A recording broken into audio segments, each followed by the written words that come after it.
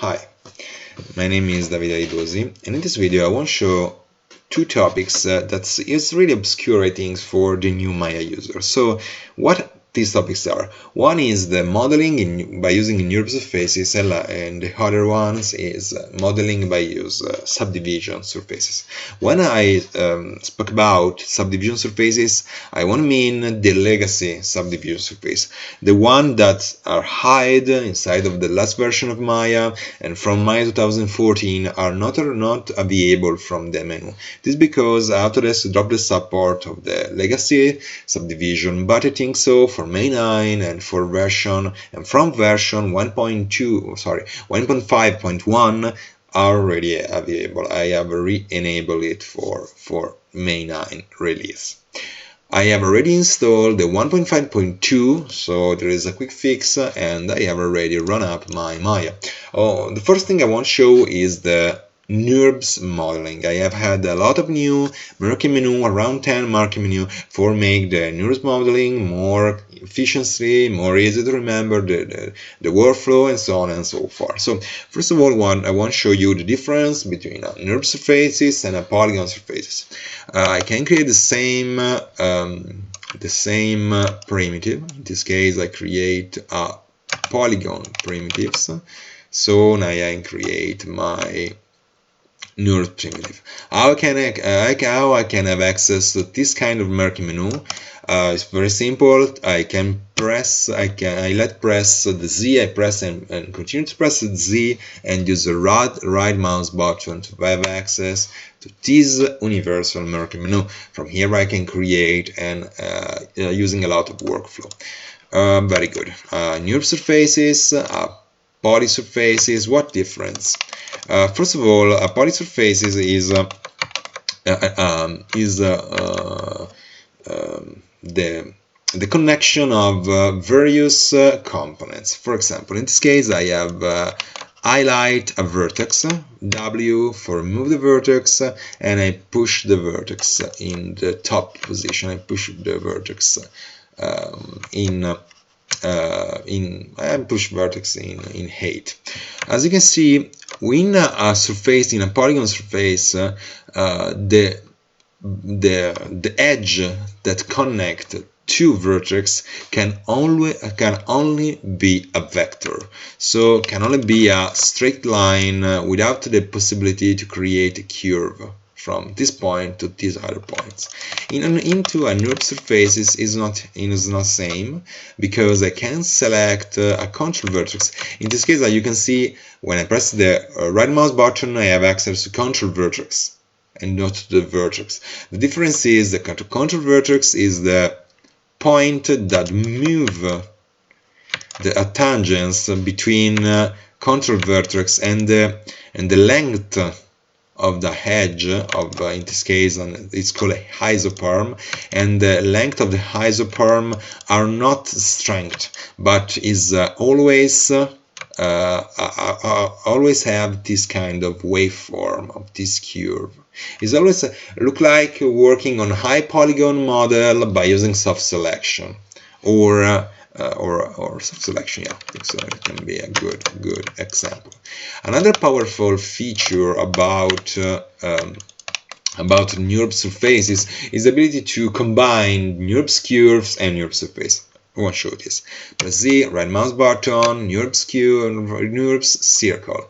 The structure of a curve is really similar to the isoperm of the plane, in this case of these NURBS surfaces. So I can make some kind of work together. I can make these two elements work together. I want to show you immediately. I can select the curve, I can select the surfaces Z, and in this case the right mouse button. So I keep press Z and I use my right mouse button. Now I can project this curve on the surface. Now, based on the camera angle, I can project my curve. The curve can be moved. I can press Q for disable the gizmo, the translate gizmo, W for translate, E for rotate. It's a little bit difficult, R for scale, and so on and so forth. But I think so the best way is only move this kind of elements. Now I want to create a connection between these two. Remember, when you have two curve select, you can always use the loft connect, in this case by create a tube, these two elements. So I can press my Z, right mouse button, I can go to west, I can create a loft. Very fast way to create surfaces between curves, for example. Now I want to trim this surface, so I can select my plane, press Z again, and use my my right mouse button. I want to trim the surface. The trim tool is similar in some way to the Booleans tools. Now I have this representation in wireframe mode. I want to click what I want to keep. I want to keep this and press entering. As now you can see, I have very fast. I can create a hole very fast from these two surfaces, and it's a good way if you want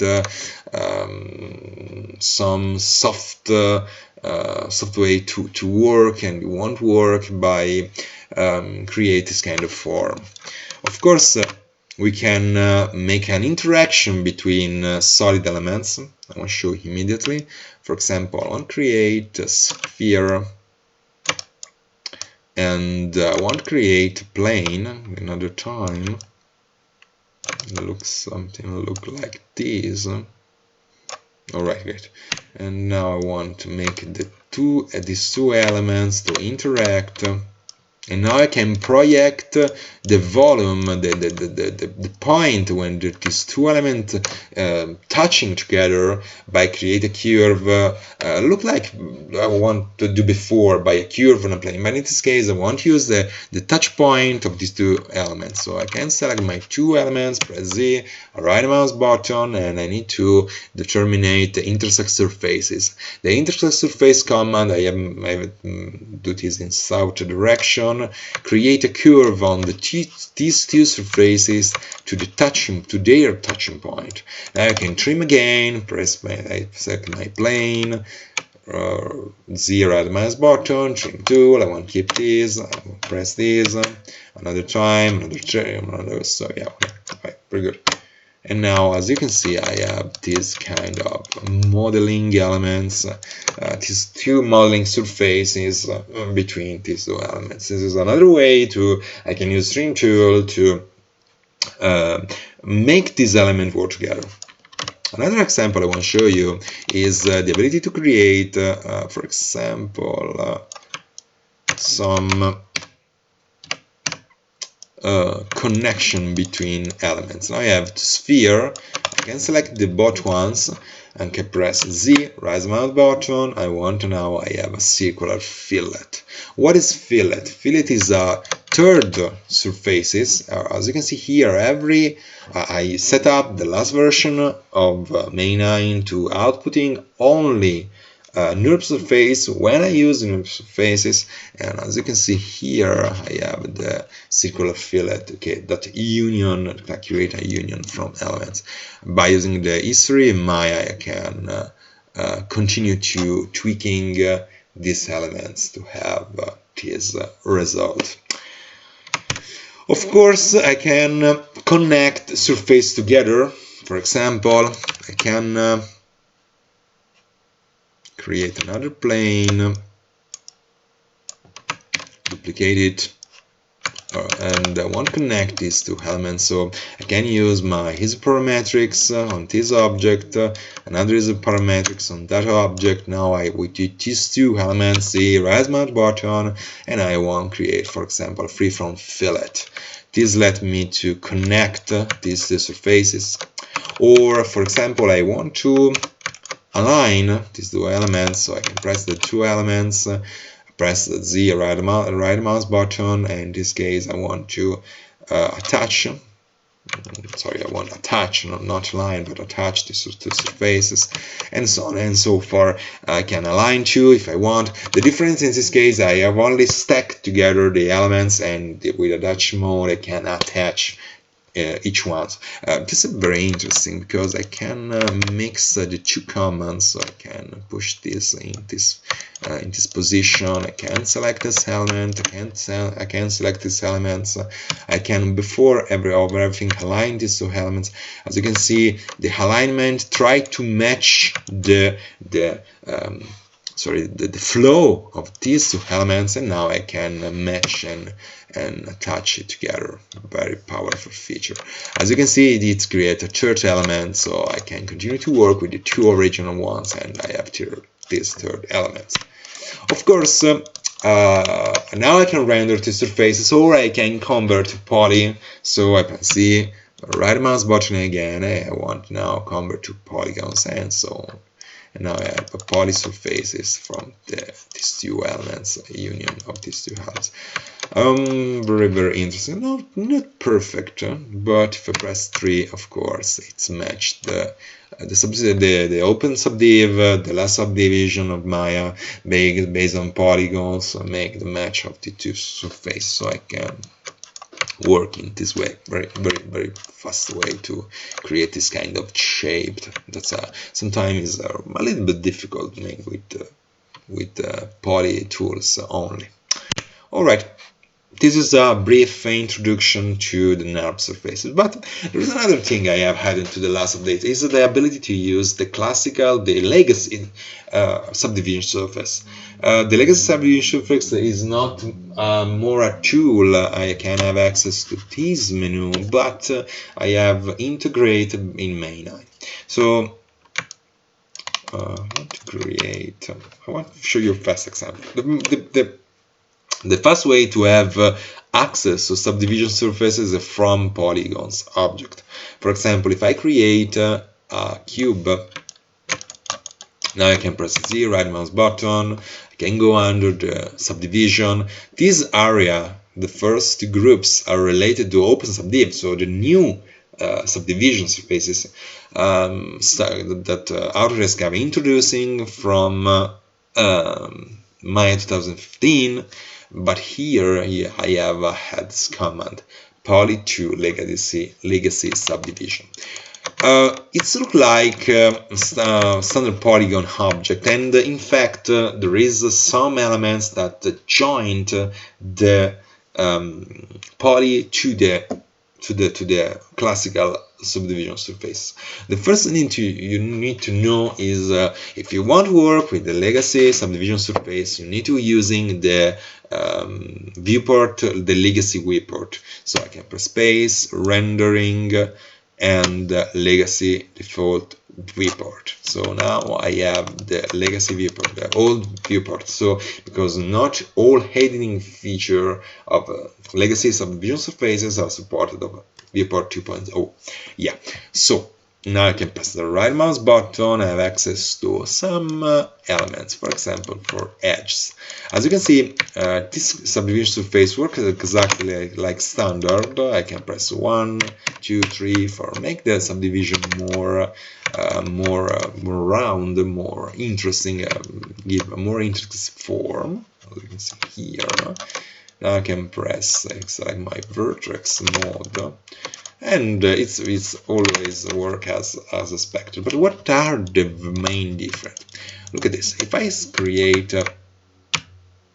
select these elements and go in edge mode and select this edge, for example, here I want to create a crease. So I can press Z, right mouse button. Now I have the ability to create 3 kind of crease.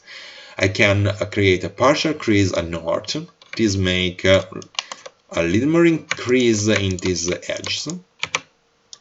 I can continue to create a partial crease and make every time the crease more and more dense. And here is the main difference between the new subdivision surface and the legacy. The legacy one, when you are adding a detail, for example, on a crease by create a crease, it's adding some new details only when it's needed. This can be very useful. This is because if I select my edge, press Z and right mouse button again, now I can go deeply, or I go deep with these elements. Again, display finer. I can go more deeply into the level of the modeling or more far from the low level of modeling. So here I can display finer 2 times, and from here, as you can see, I can now place this edge and make a new